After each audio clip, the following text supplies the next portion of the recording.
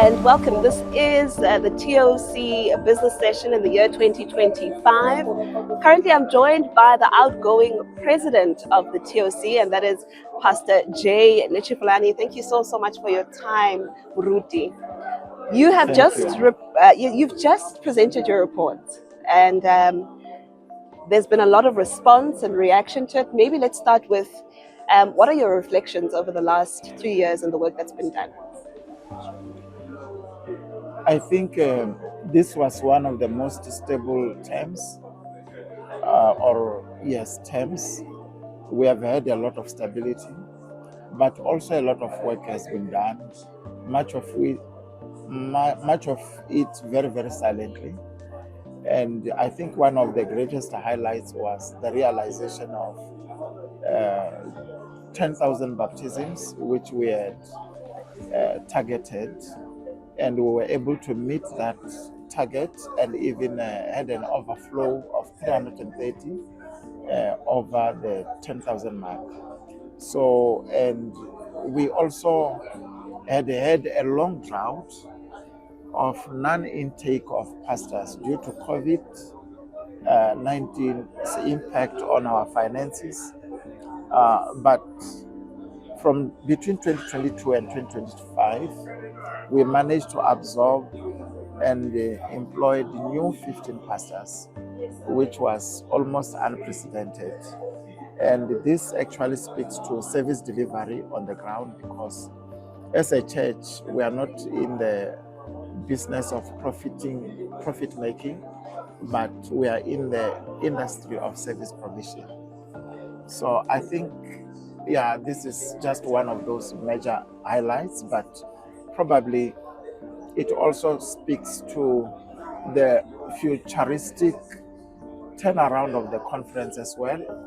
We also set up 3 corporate entities, which had never existed before, although they are not yet fully operational, but they are fully chartered. And that is the Legal and Fiduciary Services, NFIC, TOC Pty Ltd business, as well as the Property TOC NPC as well. I'm going to come to those entities. I want to go back to your reflections on the membership and the baptisms that we've seen. In your report, Mr. President, there was a worrying number around the ratio of Adventists to non-Adventists in the TOC region. I think the figure that was given was 500 to 1. So for every 500 people in the area or in the region where the TOC occupies, only 1 is Adventist. That is rather concerning, isn't it? It is. Actually, it is not just only the TOC phenomena, it's a South African phenomenon. We are not doing fine at all as a country, and we do have a reason for that, going backward. However, within the TOC territory as well, we have been pushing a strategic direction that speaks to quest for 1%. And we are saying that we will not rest and we should not rest until our membership growth gets into the 1% fraction of the population that we serve.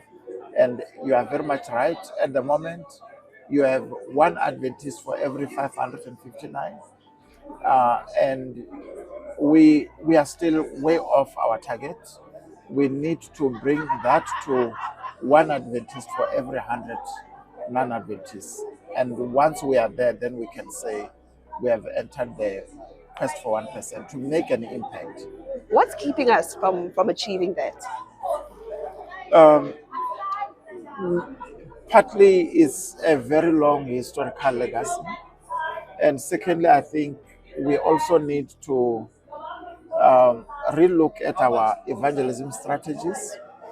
And I think one of those concerning issues are issues that actually have to speak to the youth in particular, because more than 70% of our population here is basically young people.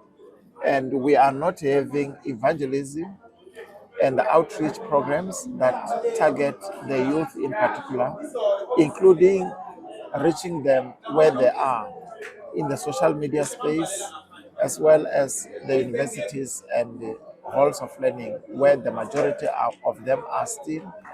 So I think we just need to do more and make a targeted, a concerted effort to deal with, to target the young people in particular. I want to wrap this final question in one. Your reflections in terms of what could have been done better, but also maybe a message for the incoming leadership around what they can target to make sure that the work going forward is accomplished. I think we need to make sure that everybody gets involved in evangelism. Uh, and we also need to come to this understanding that every department which exists here in the church exists for the sole purpose to bring more people to Christ. You can start it right even from the children's ministries as an example. There is nothing that says we should not do crusades, evangelistic campaigns, and programs using that very same platform of the little ones. Because if you are able to harness them, get their attention, you will also steal the hearts of their parents. So until we come to realize that uh, all the departments do not exist for entertainment, but for evangelism, we will not move. And we want to move towards that direction. And for instance, one of the low hanging fruits here, issues like this master guide, we now see that there is actually a lot of excitement about becoming master guides.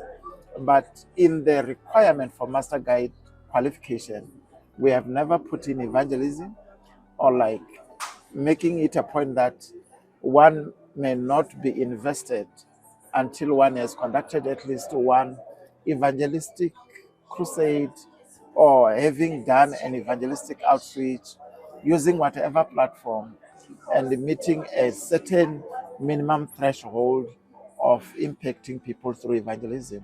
So we need, until we come to realize that every department exists for evangelism, I don't think we will be going anywhere.